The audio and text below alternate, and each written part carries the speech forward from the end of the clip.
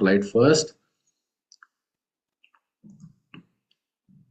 सो किरण जी मैं आपको स्पॉटलाइट में डाल रहा हूँ। अब मैं आपको अनम्यूट करने को बोल रहा हूँ। Please unmute yourself and जी। ब्रीफ में अपने बारे में बताएंगे, प्रॉब्लम। अ, नमस्कार।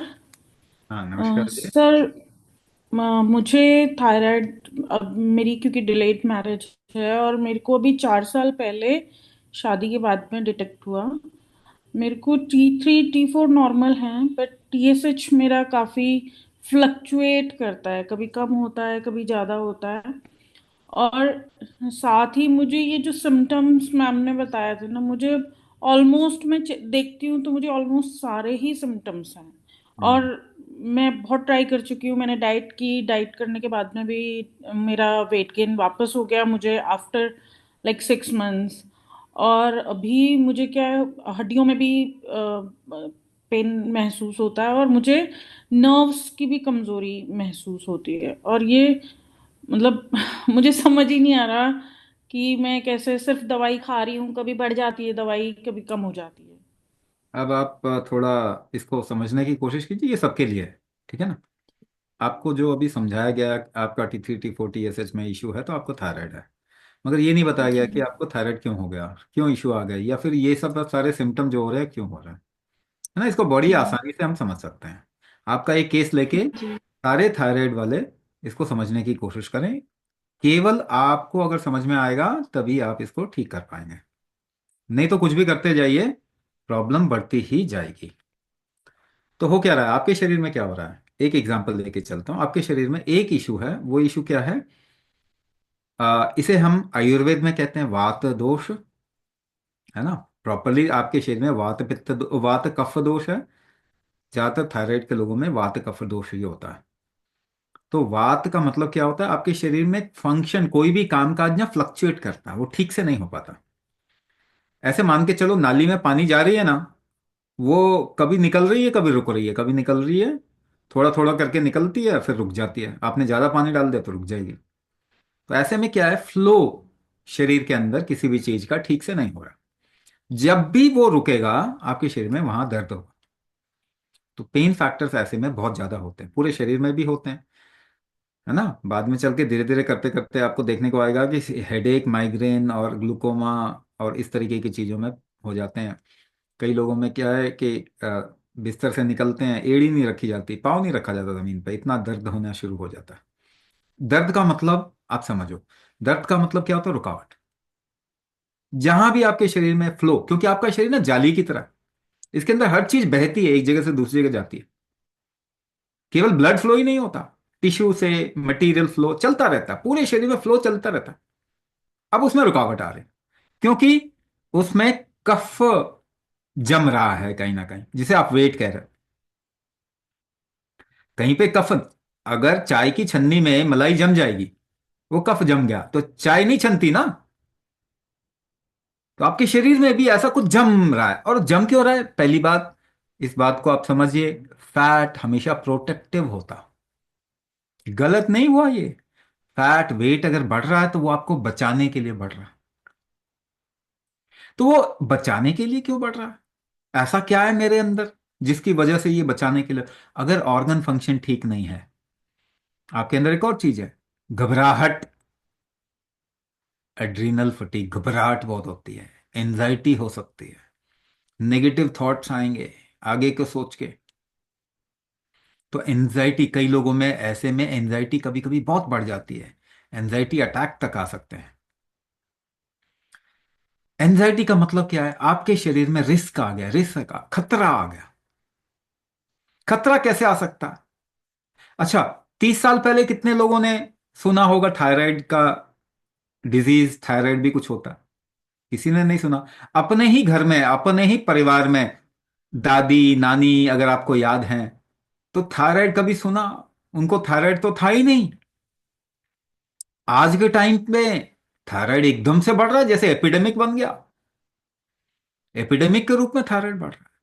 तो हमने क्या कर दिया? हमने अपने ऑर्गन फंक्शन को कमजोर कर दिया, कुछ ना कुछ ऐसा डाला अपने शरीर के अंदर जिससे खतरा आ गया। तो मुझे एक बात बताओ, पेट्रोल की गाड़ी में डीजल डालोगे? नहीं डालोगे, डीजल की गाड़ी में पेट्रोल नहीं डालोगे। अब मुझे बताइए, क्या आपका शरीर केमिकल खाने के लिए बना है? पर आप तो डाल रहे हैं बचपन से। इम्यूनाइजेशन, वैक्सीनेशन के नाम पे एक 2 किलो के बच्चे को 22 से 28 केमिकल्स खिलाए जाते हैं। उसमें भी पता नहीं कितनी चीजें होंगी। हर एक के घर में पैरासीटामोल पड़ा हुआ है ना, दर्द की दवाई पड़ी हुई है। और आप लोगों के घर में तो एक और एड एड ऑन भी है। और जिनको थायराइड होता है उनको आगे चल के क्या, आपको मालूम है, डायबिटीज भी होती है। उनको टैकीकार्डिया, ब्रेडिकार्डिया, हार्ट का इश्यू भी आता है। रुकता तो नहीं है, आपकी दवाई खाने से आपकी प्रॉब्लम कहीं रुकी है?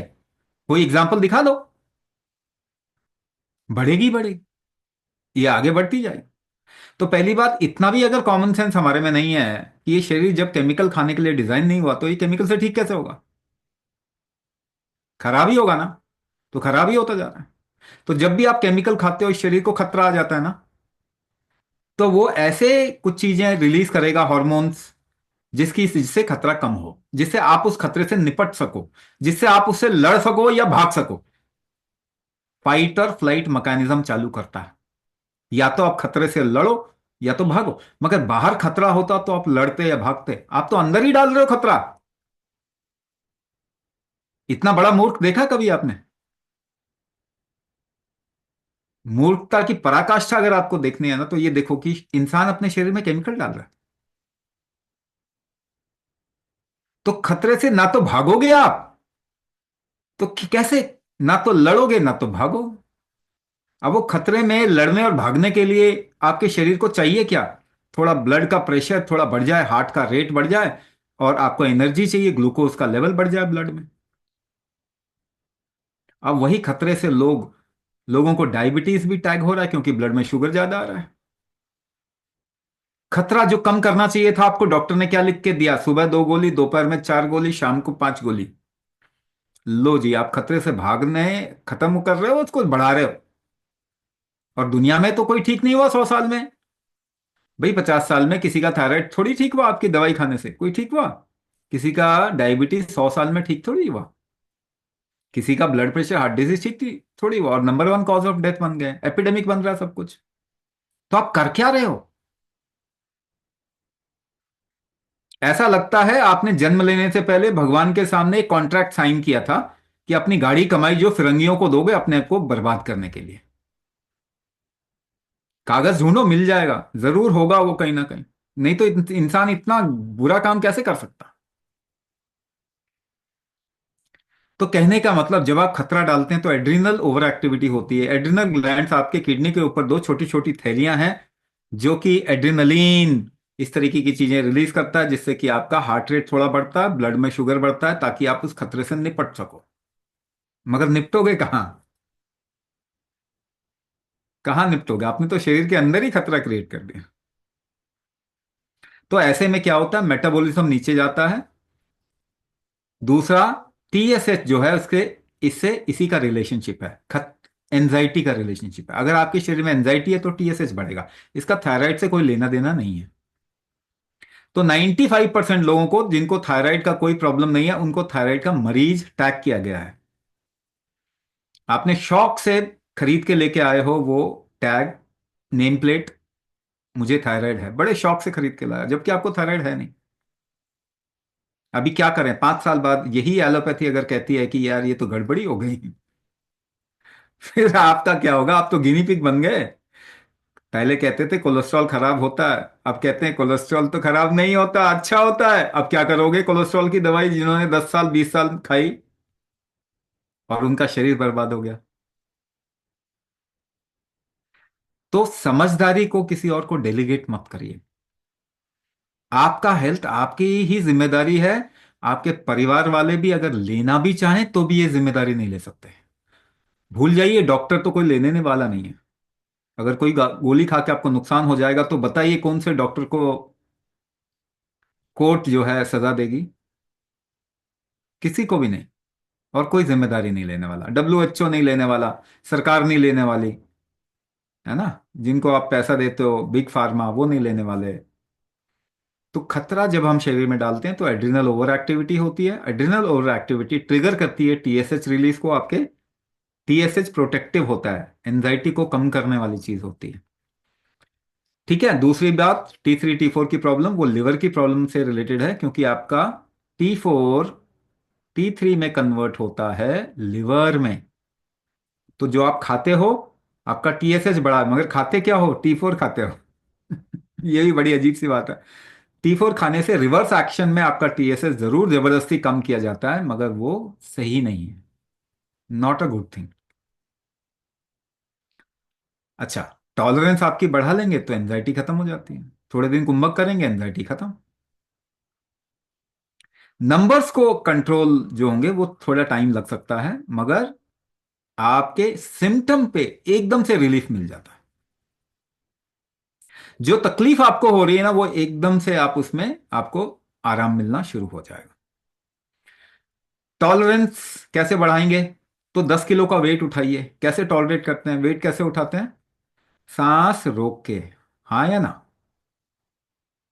टॉलरेंस थायराइड में तो टॉलरेंस लेवल एक चीज है जो कि आप समझिए सभी का कम हो गया। तो आपकी दादी नानी को, दादा नाना को थायराइड क्यों नहीं था? क्योंकि उनके शरीर की जोर लगाने की क्षमता बहुत अच्छी थी,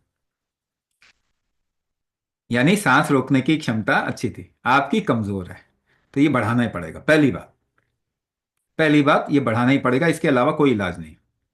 अब दूसरी बात, फैट को कल्प्रिट ना बनाएं। फैट आपके शरीर का कम हो जाएगा तो ये शरीर खत्म हो जाएगा। तो जबरदस्ती अगर आप कम करोगे तो आपकी हालत और खराब होगी। यानी जो प्रॉब्लम है उसको सॉर्ट आउट कर दो, फैट तो अपने आप कम हो जाएगा। प्रॉब्लम क्या है? खतरा है। जैसे आप केमिकल खाते हो तो लिवर में इन्फ्लेमेशन होता है, यानी केमिकल रगड़ लीजिए आप अपने शरीर के ऊपर, जलन होगा।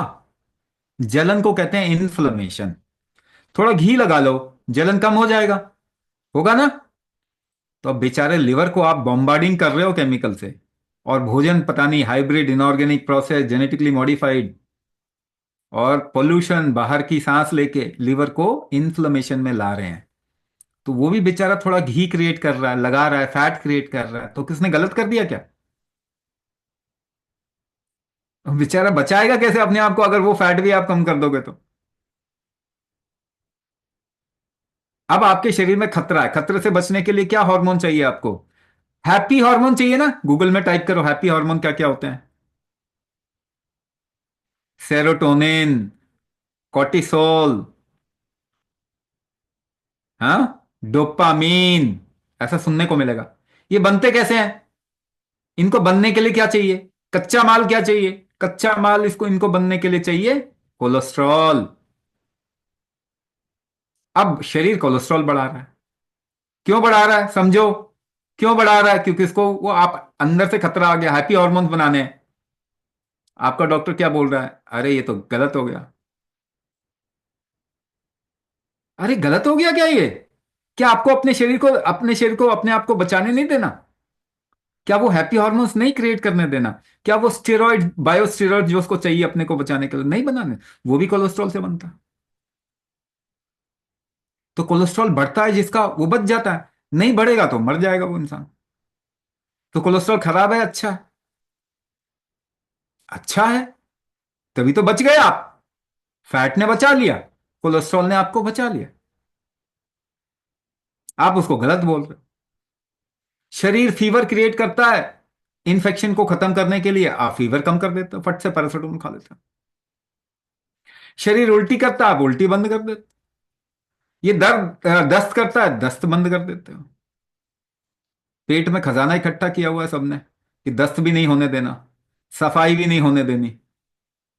दर्द होता है, दर्द काट देते हो, ग्रोथ फैक्टर को डिवेट कर देते हो। ग्रोथ फैक्टर को डिवेट करोगे तो होगा क्या? क्या क्या चीजें होंगी? कैंसर तक होगा। कैंसर बढ़ रहा है दुनिया में? कैंसर बढ़ रहा है नहीं बढ़ रहा है? कैंसर बहुत तेजी से बढ़ रहा है। तो हम बढ़ा रहे हैं, ऐसा नहीं है कि प्रकृति कभी भी बीमारी नहीं लाती, आपका शरीर कभी भी अपने आप को बीमार नहीं करता। आप कुछ कर रहे हैं इसके साथ, जिसकी वजह से, और इसको क्रिमिनल बनाया हुआ है। जो भी करेगा गलत करेगा। फीवर हुआ गलत हो गया, फैट बढ़ाया, गलत बढ़ा दिया, दर्द हो गया, गलत हो। अरे क्रिमिनल है क्या? आपका शरीर क्रिमिनल है क्या? इसको एम्पावर करना ही पड़ेगा। कौन ठीक करता है आपको? गांठ बांध लीजिए, स्टैम्प पेपर पे लिख लो, यही सच है। कौन ठीक करेगा आपको? आपका शरीर, आपकी बॉडी। भगवान भी आ जाए तो ठीक नहीं करेंगे, ईश्वर भी आ जाए तो ठीक नहीं कर पाएंगे आपको। कौन ठीक करेगा? आपका शरीर। तो यथा बलम तथा चिकित्सा, आयुर्वेद का पहला नियम क्या है? यथा बलम तथा चिकित्सा। आपके शरीर का बल ही आपको ठीक करता है। बल बढ़ाने का नियम क्या है? पार्वती महादेव से पूछती हैं, किम बलम सर्व बलम, कौन सा बल है जो जीवित जगत का बल है, जिससे बढ़ाया जा सकता है? महादेव क्या आंसर करते हैं? कुंभक बलम सर्व बलम। आयुर्वेद का राजा कौन है? कुंभक। उसको गद्दी से हटा दिया। आपके शरीर का एम्पावरमेंट का तरीका क्या है? कुंभक। तो आपको ये करना ही पड़ेगा, कोई ऑप्शन है ही नहीं। कोई ऑप्शन है ही नहीं। दवाई से आप ठीक नहीं हो सकते, चाहे वो दवाई केमिकल हो चाहे वो नेचुरल हो। अगर आपके शरीर में बल है तो ही दवाई से ठीक होंगे आप। लेकिन वो दवाई ने नहीं ठीक किया आपको, आपके शरीर के बल ने ही किया। तो पहला नियम बल बढ़ाने का, कैसे बढ़ाएंगे? कुंभक करके बढ़ाएंगे। बाकी सपोर्ट नेचुरल, ज्यादा सपोर्ट हो तो अच्छा। भोजन से आप ठीक हो जाएंगे क्या? डाइट कंट्रोल करके ठीक हो जाएंगे। नंबर्स को आप चेंज कर सकते हो, ठीक नहीं कर सकते अपना, अपने बल नहीं बढ़ा सकते। 60 साल तक भोजन करेंगे तो आप शक्तिशाली हो जाएंगे, कमजोर हो जाएंगे। 80 साल तक भोजन करेंगे तो सुपर ह्यूमन हो जाना चाहिए। हुआ कोई आज तक? भोजन से आपका बल नहीं बढ़ता, भोजन आपको सपोर्ट दे सकता है, अगर बल हो तो। तो बल बढ़ाना पहला नियम। पहला नियम, बाहर से सपोर्ट लेना है तो नेचुरल की तरफ ज्यादा सपोर्ट। केमिकल सपोर्ट कब लें? जब बहुत ज्यादा जरूरी हो तो शॉर्ट टर्म के लिए कोई केमिकल सपोर्ट। शॉर्ट टर्म दवाई हमेशा शॉर्ट टर्म के लिए होना चाहिए, लेकिन वो तभी हो पाएगा जब आपके शरीर में बल अच्छा होगा। नहीं तो दवाई पे ड्रग एडिक्ट सभी हैं ही है। ड्रग एडिक्ट हुए हैं ना आप लोग? ड्रग एडिक्ट आप लोग हो कि नहीं बताओ? सभी ड्रग एडिक्ट है। तो एडिक्शन से एकदम से नहीं निकाला जाता, पहले अपने शरीर को शक्तिशाली बनाए, उसको, उसकी स्ट्रेंथ को वापस करें, उसके बाद धीरे धीरे करके 1 साल के अंदर सबको टारगेट लेना है कि केमिकल मेडिसिन से सब निकल जाए। उसके बाद असली जीवन शुरू होगा आपका। अभी तो बहुत डिपेंडेंसी है। Meera Parwani ji, do you have thyroid issues? Give me a thumbs up. Give me a thumbs up. Okay, so I'll put you in spotlight. मैं आपको अनम्यूट करने को बोलूंगा। Please tell a bit about yourself.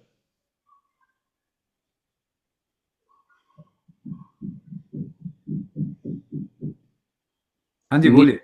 नीचे red mic का button होगा, उसको click करें।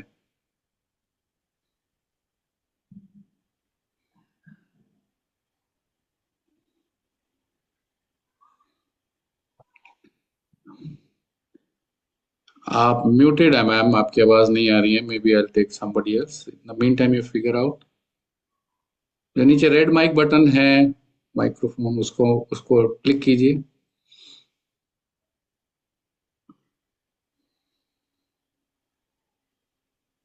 नहीं नहीं, नहीं हो पा रहा। अच्छा, आपको तो मैं अभी ऐसा ऐसा मैं आपको वैसे ही बता दूं, आपको बताने की जरूरत नहीं, मैं आपको वैसे ही बता देता हूं आपकी प्रॉब्लम क्या है, ठीक है? चलेगा? You. मैं, Is it okay now? हाँ हाँ हाँ, नाउ। Thank you. हाँ हाँ बोलिए। Yes. Thank you. I wrote on the chat, I'm not being critical. Please don't take me otherwise. But I was just a little wondering how high cholesterol could form serotonin and dopamine. Because that is the raw material for formation of those hormones. Cholesterol is needed for it. दूसरी बात ये कि cholesterol can be high in anybody, not just fat people. है ना? Okay. Thin में भी हो सकता है। बट एक और बात मैं आपको बताता हूँ, हाँ जी. है ना? लाफिंग बुद्धा पतला होता है या मोटा होता है? भाई मोटा होता है. Okay, I get the point now. Okay, okay, that was my point. Yeah. Okay, can I take 1 minute more? Yes yes बोलिए. Yeah. Okay. I had normal TSH in last Jan. My T4, T3 were all normal. 9 months down the line, I just got my all full body checkup done, and my TSH has gone to 5.07. No medicines being taken because it's just 0.07 beyond. What I don't understand, and that's the reason why I came into this webinar, what could have happened in 9 months that it's gone from 3 to 5? Technically, one thing I understood is that yes, somewhere the protein formation has not happened properly. So what could be done? Kumbhak could be one, I can see it, but beyond that, what? Help. Now let's go a little beyond the number 5 level. 6 months after it has reached to 5.07. 5.07, whatever. Do you think it will not come back? I don't know. I have not been put on medicines, so I don't want it to go Any beyond. number, I want to bring it back. No. Any number in your body. It is a dynamic number. It doesn't stay at one place. Okay. If you measure sugar level in your body at 4 p.m., at okay. 5 p.m. it will be different. Correct. That is also true for blood pressure. Okay, correct. That is also true for hormonal levels. That is also true for everything in your body. It's a dynamic life system. Okay. It doesn't stay at one level, but you make an idea with one level. First of all, this standardization of level is a crime on humanity. And you are calling crime as science. Now, who will save you? You are calling a crime as science, then who will save you? Now, let's understand. If every level in your body is dynamic in nature, that means it will come up and come down according to what is needed. Your blood pressure must rise if you are running. If it doesn't rise, the heart will collapse. Now, every rise can be called as not good because somebody has to run his or her business. Now, you are stuck in that web because you don't know what to do, but you are also not listening to your body because you want to eat with somebody's advice. You want to live with somebody's advice. That's what we have done in the last 200 to 300 years. एक अंग्रेज ने कुछ बोला और आपने उसको मान लिया, इसलिए उसकी एडवाइस पे आप चलना चाहेंगे. बट लेट मी से एक और बात, आपकी चीज मैं आपको बता देता हूं. With so much knowledge, with so much advancement in health, not even a single person is healthy. So when will we open our eyes? आंखें कब खोलेंगे कि जो बताया जा रहा है गलत है? Who has seen protein? Protein कितने लोगों ने देखा? How many of you have seen protein? थोड़ा इन्वॉल्व करो ना लाइफ में, कल को रहेंगे नहीं रहेंगे, अभी थोड़ा इन्वॉल्व कर लेते हैं, एक दूसरे से बातचीत कर लेते हैं, कुछ अच्छा काम कर लेते हैं. हाँ, how many of you have seen protein? कितने लोगों ने प्रोटीन देखा है? No, you have not seen protein. You have not even seen carbohydrate. Not even all the vitamins and minerals and whatever. Mineral may be, vitamin आपने नहीं देखा. तो आप उसी टर्म्स में बात करते हो जिसको आपने देखा ही नहीं, जानते ही नहीं. मैं अगर आपको भूत के टर्म्स में बात करने लग जाऊं कि यहां पे देखो ये ऐसा भूत है, वहां पे वैसा भूत है, वो ये है, तो आप मुझे क्या बोलोगे? What will you call me? Superstitious. तो क्या मुझे आपको सुपरस्टिशियस नहीं बोलना चाहिए? आप सुपरस्टिशियस बोलते हो, उसको साइंस भी बोलते हो. सुपरस्टिशन जैसी बातें करते हैं. Food is about your body, isn't it? भोजन आपके शरीर के बारे में होता है ना. So your body also indicates you what taste you want. Yes or no? But you have stopped talking in terms of taste.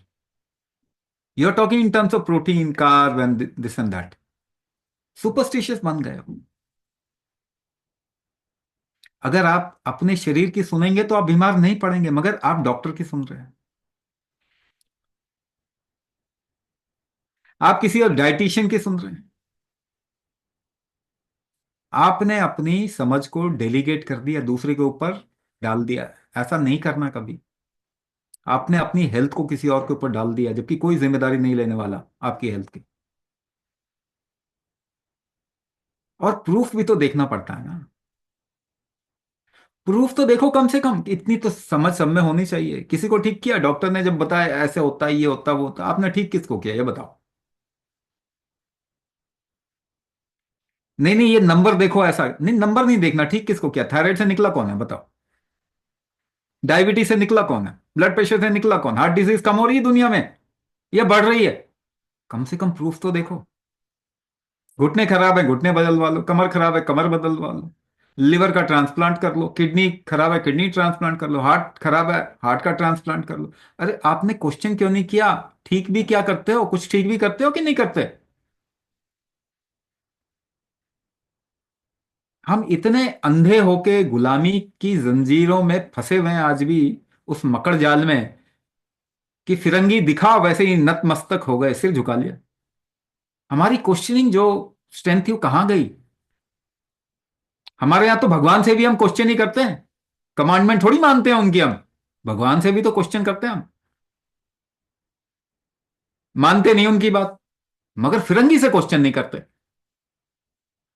भगवान से भी बड़ा है वो हमारा। आपकी लाइफ अच्छी होगी खराब होगी, आप लोग समझदार लोग हो, इस देश की मिट्टी की पैदाइश हो। समझदारी आपके जेनेटिक्स में है, बट देन आपके आंखों का पर्दा निकालना पड़ेगा। ठीक है ना? अब फ्लक्चुएशन आपके शरीर में क्या है? फ्लक्चुएशन है आपके शरीर में, क्या होगा? आपके नेचर में भी वो चीज आएगी। दिमाग स्थिर नहीं रहेगा, हमेशा कुछ ना कुछ चलता रहेगा। और क्या होगा? कोई भी चीज आपको इमीडिएटली फायदा भी कर देगी, फिर फायदा करना बंद भी कर देगी। ऐसा कुछ भी नया करेंगे तो आपको लगेगा फायदा हो रहा है, उसके बाद लगेगा नहीं जी फायदा नहीं हो रहा। क्यों? अंदर खलबली है, अंदर बहुत खलबली है, चेंज चल रहा है लगातार, कुछ ना कुछ चेंज चल रहा है। अगर उबलता हुआ पानी है, उसमें रंग डालोगे, एकदम से फैल जाएगा, लेकिन एकदम से डाइल्यूट भी हो जाएगा। तो जब ऐसी खलबली अंदर होती है ना, तो हम इसको कहते हैं वो रिदम में नहीं है। आपके अंदर फंक्शन रिदम में नहीं है, सुर में नहीं है। सुर में नहीं है तो उसको सुर, एक रिदम में लाना होगा, एक लय में लाना होगा। लय में आएगा तभी प्रोटीन बनेगा, क्योंकि प्रोटीन एक लयबद्ध स्ट्रक्चर होता है, एक चेन होती है। जब आपके शरीर में स्टैमिना होगा तभी प्रोटीन बनेगा, वरना नहीं बनेगा। स्टैमिना क्या होता है? एक लय में आपको एक काम करते जाना, करते जाना। डांस कर रहे हैं तो एक लय में आपको लंबे समय तक डांस कर पाना स्टैमिना होता है। तो ऐसे में आपको स्थिर करना पड़ेगा अपने आप को। स्थिर कैसे करेंगे? कुंभक के अलावा ऑप्शन नहीं है, स्थिर करिए। तो आपको अपने पूरे नेचर में भी आप बदलाव कर सकते हैं, आप जेनेटिक्स बदल सकते हैं कुंभक से। हमारे पास प्रूफ है इसका। कुंभक ही वो तरीका जिससे जीन्स बदल जाती हैं, जेनेटिक्स बदल जाता है। हम सब म्यूटेंट हैं, म्यूटेंट से हमको वापस हेल्दी जेनेटिक्स पे आना है, और उसके लिए कुंभक बहुत बड़ा टूल हो सकता है।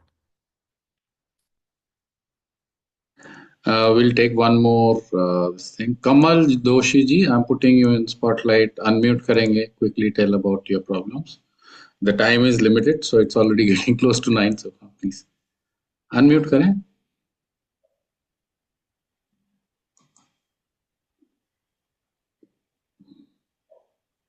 हाँ जी बोलिए।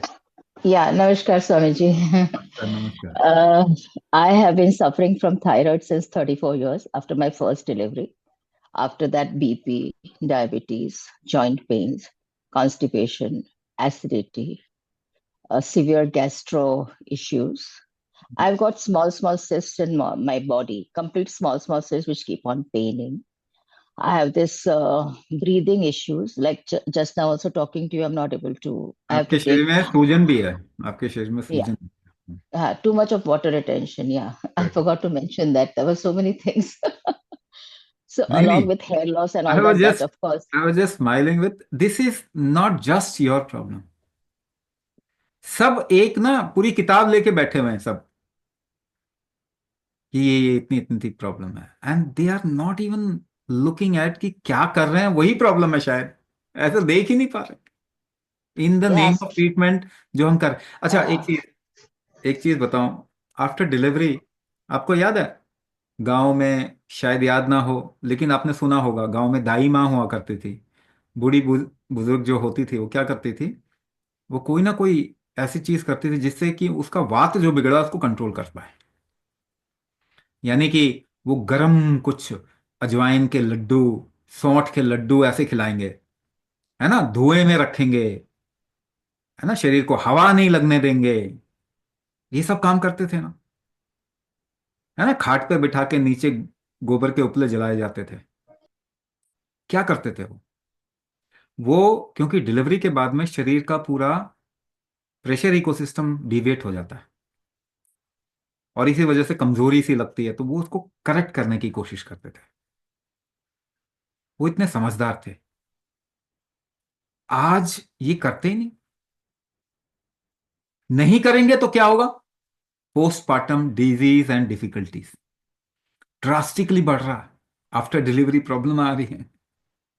समझिए, वो चीज हम नहीं कर रहे आफ्टर डिलीवरी प्रॉब्लम, और एक बार आफ्टर डिलीवरी प्रॉब्लम आ गई तो उसके बाद वो लंबे समय तक चलती है।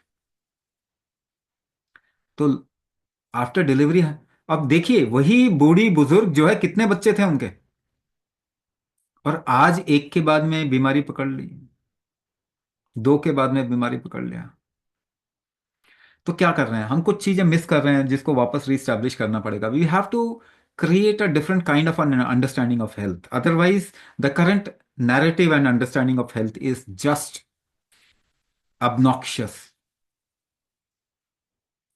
तो अब शरीर के अंदर आपके केस में मैं बता देता हूं, इट्स अ कफ वात, कफ प्रायोरिटी में बता रहा हूं। कफ वात प्रकृति भी है आपकी, शरीर का नेचर भी है। तो ऐसे में क्या होता है, शरीर के अंदर मेटाबॉलिक हीट, गर्मी पैदा करने की क्षमता हमेशा वीक रहती है। शरीर अगर गर्मी पैदा करने की क्षमता इसकी वीक रहे तो इसको कैसे देखा जा सकता है, भूख इतनी ज्यादा नहीं लगती, खुल के भूख नहीं आती, और शरीर में फ्लो नहीं हो पाएगा, उसके बाद में कॉन्स्टिपेटेड बॉडी रहती है। ठीक है, शरीर में गांठें हो रही है, यानी कोई चीज फ्लो ही नहीं हो रहा, गांठें बन रही हैं इसलिए क्योंकि फ्लो हो ही नहीं रहा। फ्लो का एक फैक्टर प्रेशर और टेम्परेचर, दूसरा फैक्टर, ये दो चीजों की का इशू आ जाता है।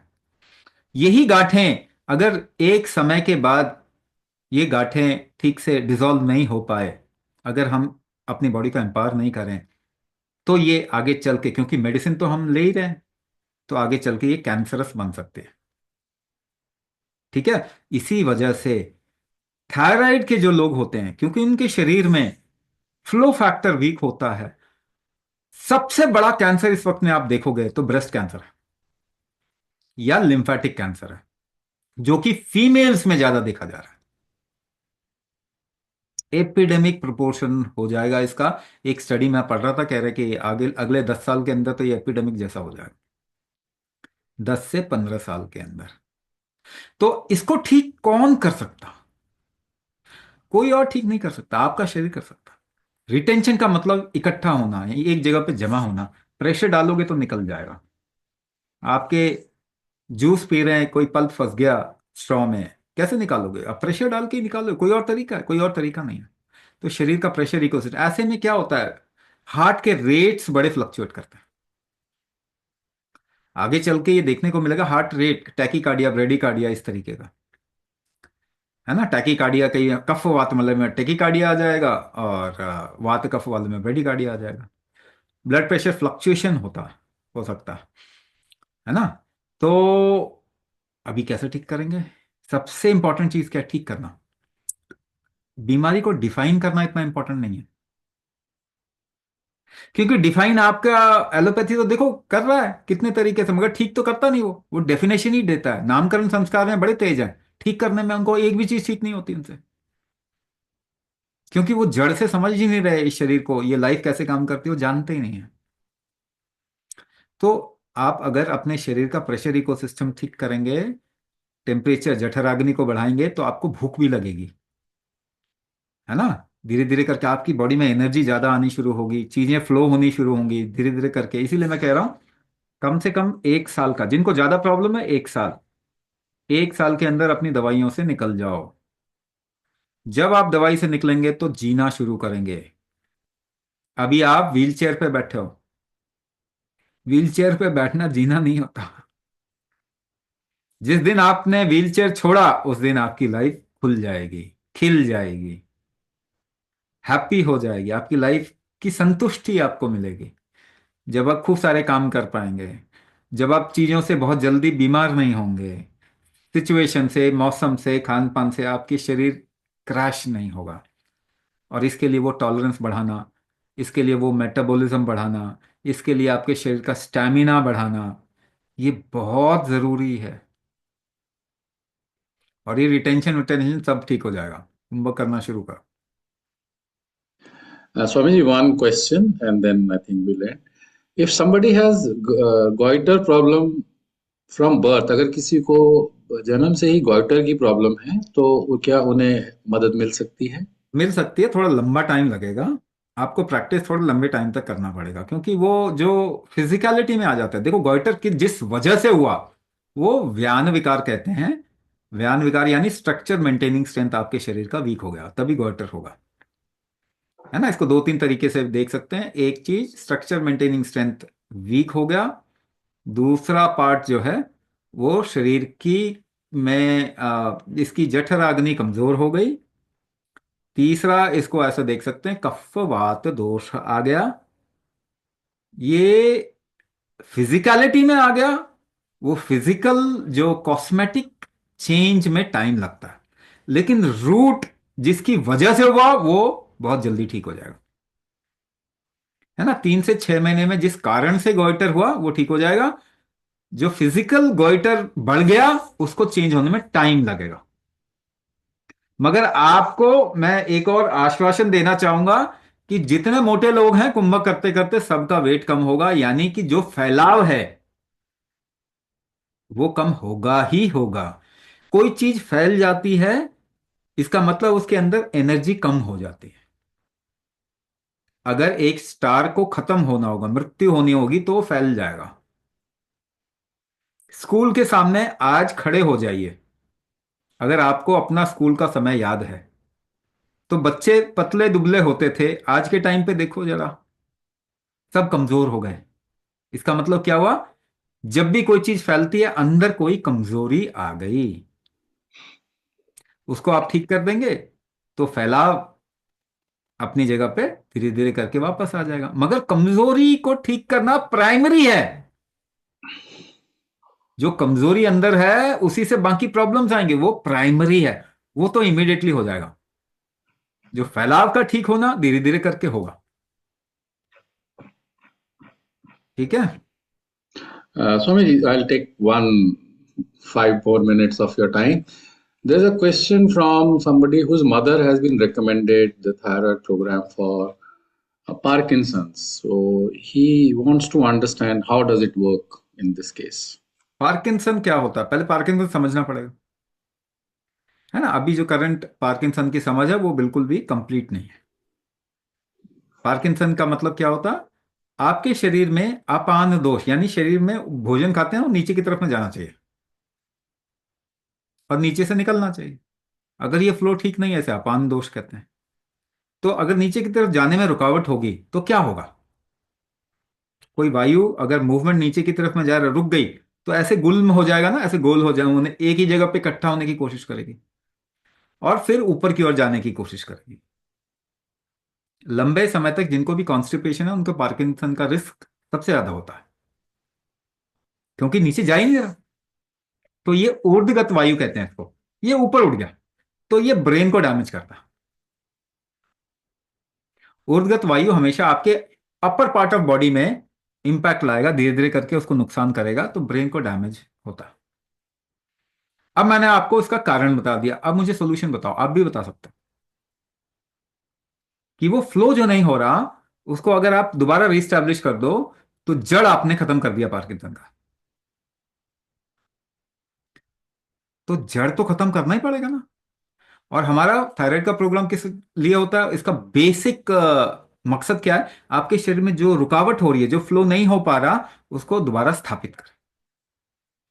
नीचे की तरफ साइड वे जो फ्लो नहीं हो पा रहा वो उसको दोबारा स्थापित करें, तो पार्किंसन में काम करेगा ना ये। हाँ, तो मूलभूत, इसीलिए मैं कह रहा हूं आप समझिए पहले, आप बहुत समझदार लोग हैं, अपनी समझ का इस्तेमाल करें, समझें और उस तरफ में काम करें, तब रियल हेल्थ आएगा आपके आपके जीवन में, आपकी लाइफ में। Thank you, Swamiji, for taking out time to answer questions and doing live diagnosis also.